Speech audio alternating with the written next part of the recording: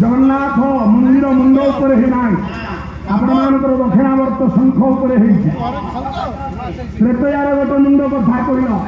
व्यापार गोटे मुंड कथा कहल बेलालोचन कली गोटा मुंड छाड़ मुझे गोटे बांग्लादेश साधक आउ कली ये उसी कन्यार पुओ पतितर मुंड को जगन्नाथ काटी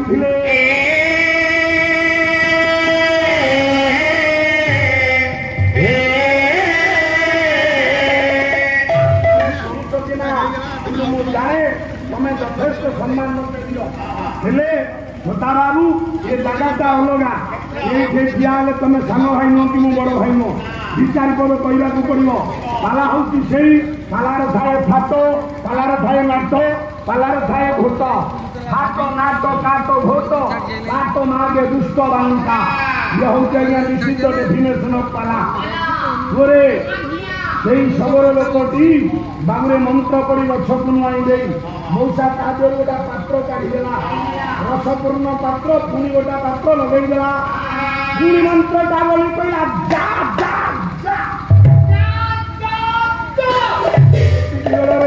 गछटा पंडिते कहूँ उठिण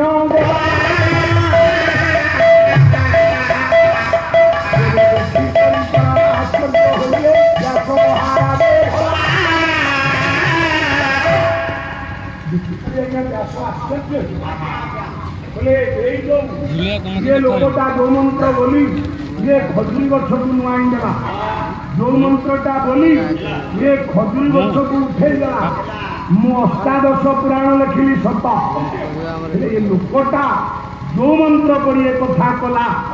मु तो कहीं से कथा जानी हे भगवान अष्टादश पुराण रे कौन अच्छी मो ज्ञानी मंडली व्यासंकु दिने शिष्य मान पचारे बोले गुरुदेव ये अष्टादश पुराण रे कौन रखिछ गोटा शो पर कही दिंतु जहाँ जगतवासी मन रखिए व्यास महाराज कहले भगवान देखु कथार सुंदर चातुर्य व्यास कहले हे शिष्य मान अष्टादश पुराण रे मु मात्र जोड़े कथा सन्निवेशित कर गोटाए श्लोक अष्टादश पुराण पाइले ये जगत पाइला ताजर शिक्षा व्यास महाराज कहले अष्टादश पुराणे वचन उपकार पुण्य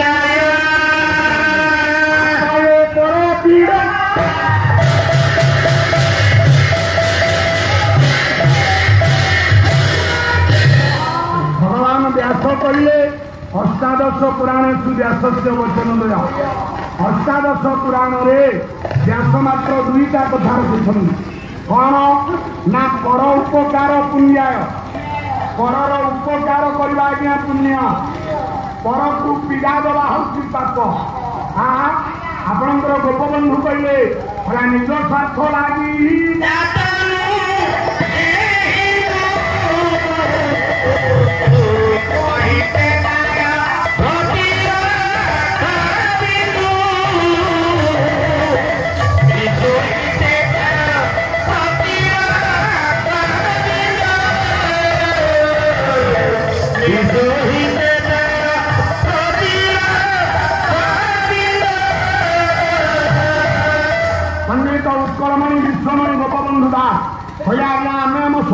जन्म है जदि आमर गोटे रक्तबिंदु कौन मन लोकर जीवन बंचईदेला आमर गोटे श्रम कहार मंगल होगला आमर गोटे कथा कहार उपकार होगला हे ज्ञान मंडली आपण मान से उपकार मृत्यु हूँ कहीं गोपे गंगाधर कहले तुझे भागू जीवन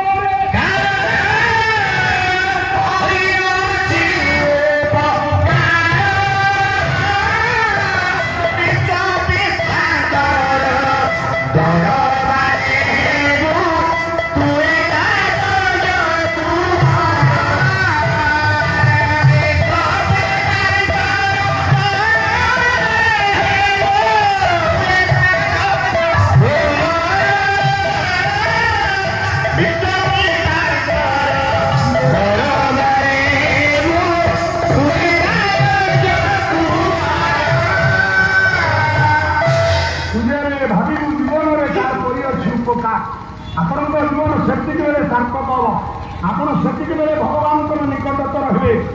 जितेबले परर उपकार करी पर उपकार सरकाय पापाय पर पीड़न व्यास करी परर उपकार करंतु ज्ञानी मंडली उपकार कार परवान न कर नाही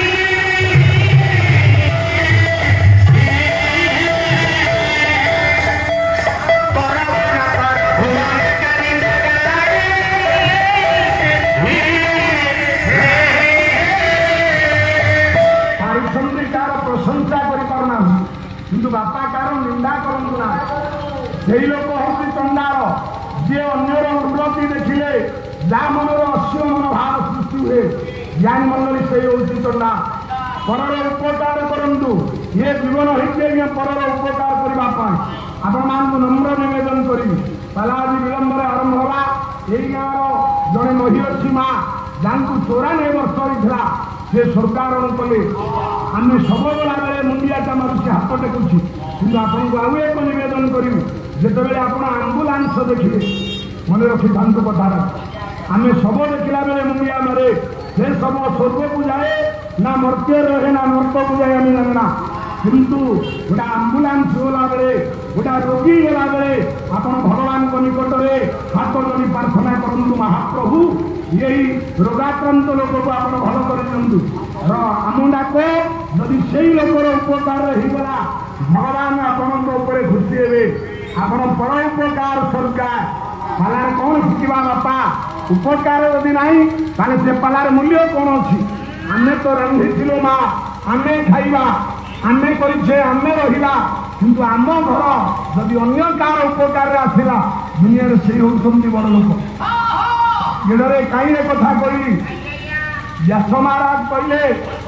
पर उपकार स्वर्गाय पापाय पर पीड़न आम दान करवा आज्ञा पुण्य नुह धर्म करवा पुण्य नुह ज्ञान करवा पुण्य नुह पर उपकार करवा पुण्य पर को पीड़ा देवा हूँ पाप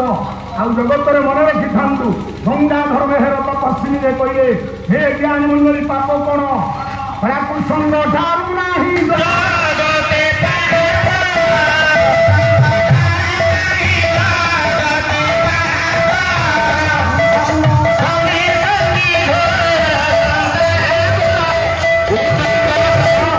कुसंग ठारू ना जगते पाप जगत कुसंग कई करंतु ना ज्ञानी मंडली खाली नम्र निवेदन कर आपण मैंने मद्यपान विरति हूँ आपण मैंने ये गुटका खातु ना सत्यनारायण दरबार सत्य ही धर्म सत्य हूँ धर्मर मूल मो ज्ञान मंडली धर्म कहले किसी ना आप सत्य कहतु सत्यम वद धर्मम चरा सत्य कह धर्म कर धर्म कले सत्य कहले धर्म आज्ञा बंचो किंतु हजार मिछ करुवे यार यज्ञ करुवे दान करुवे ये दान किसी आज्ञा मूल्य ना बाबरे कहीं कथा कही व्यास महाराज जाऊँ ये लोकटार एक कथा देखी व्यास मन गोटे सन्देह है कहले मु अष्टादश पुराण लिखी किंतु ये जावत यही लोकटी जो मंत्र बोली ये गछटा को नुआई देला से मंत्रटा तो मो पाखरे नाही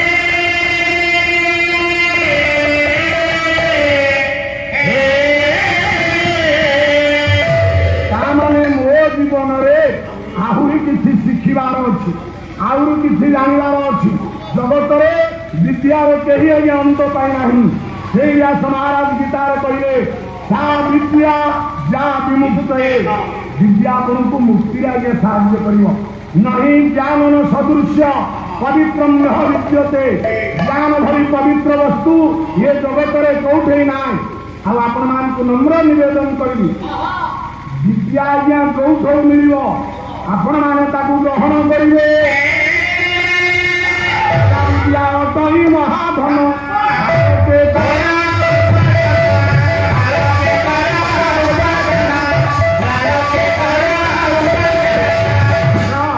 विद्या कौठ मिलू से झी हो छोट हो बड़ हो उच्च हो नीच हो विद्या सबुठ ग्रहण कर व्यास महाराज से लोकटा निकट में जा पहुंचे प्रणाम कले बोले आज्ञा प्रणाम कर मु आज्ञा व्यास कृष्ण द्वापायन व्यास ये लोकटा आज्ञा व्यास ना जानी चिंता कला कला आज मन पापा जाति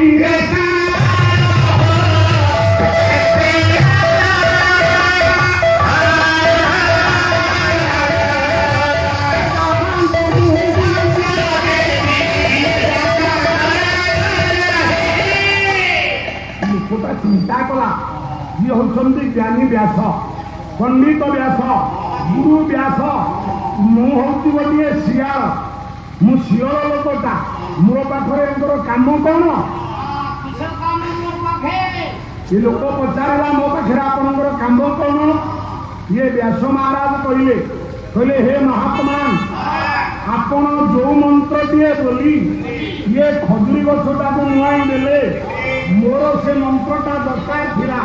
मते मु आपन की गुरु करी मते से मंत्रटा को आपण प्रदान करू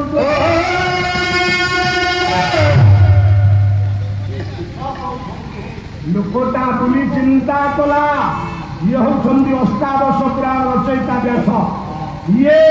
एते बड़ ज्ञानी मनीषा अरण्य दारंकर 80,000 शिष्य अच्छा मु जन जाति शियल मते ये काली देखिले ये उपयुक्त सम्मान देवे ना मुझे मंत्रटा फल काम आसबनी ये व्यास कहे मु गोटे मिछुआ बोली कपटता रखी लोकटी कहले काली तमे मो द्वार को आस मु तुमको ये मंत्रटा लेखी धीरावर कहतु कि पंडित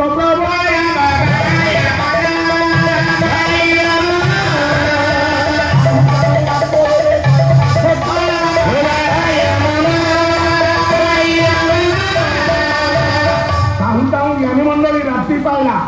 व्यास को आज्ञा निद्रा विद्या अध्ययन करेंगे विद्या हूँ आज्ञा ये एक जिनिस जहाँ को पाइबा जगत में समस्त व्यस्त व्यास जाई सकाळू से शियल द्वारे बापा मैंने पहुंची गले बसीला शियल देखिले ये व्यास आसुंट पुओ गुड़ा धन शुणिलु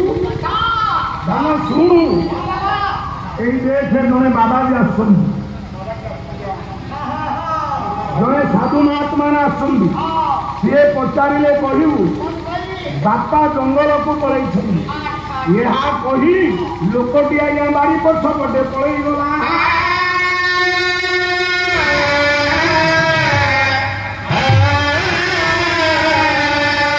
व्यास जाई पहुंचले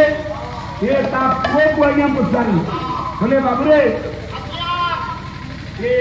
आपन किए बापा कुआड़े गले बापा जंगल को जाइछन्ति बापा आसिले कहिबो व्यास महाराज आसथिले कहला हौ आपण जानतु हौ दिन पर दिन गला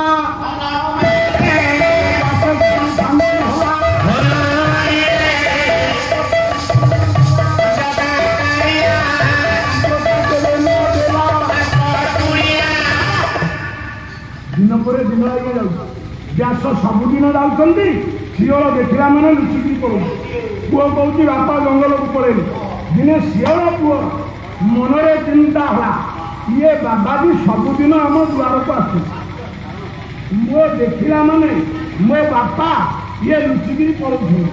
कौन या भितर रहस्य रही आज मत देखा पड़ो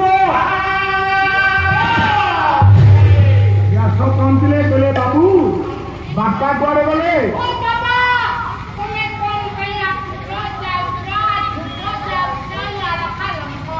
जाना कहला ओ बाबा कौन कह सबुदिन आम द्वार कष्ट कौन तुम कम बापा कहीं खोज तुम मत कौन मुझे कहीदेवी बापा आवश्यकता व्यास महाराज कहले हे दिव्य आत्मा मु आसबार कारण जानते ना कौन ना सेदिन तुम बापा गोटे मंत्र बोली खजुरी गछटा को आईदे पुणी मंत्रटे बोली खजुरी गछटा उठेदेले से मंत्रटा मोर दरकार थिला जानी पारानी ए पिलाटा ज्ञानी मंत्री व्यास महाराज ये जानी न पारी आपण मान बालुत नंदन व्यास जो मंत्रटा लिखिदेला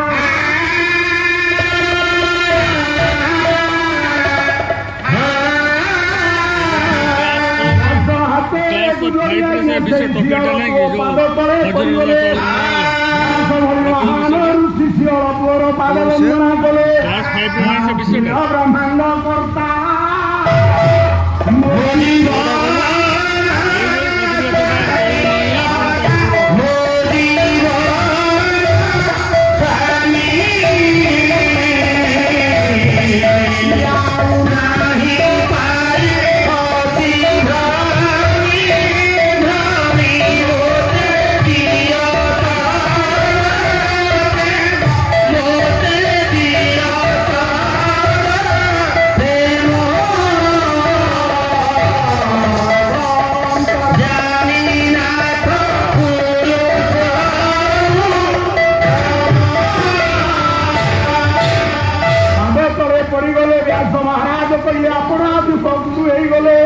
जगत गुरु आपण को आज ग्रहण कली तुम्हें जंत्री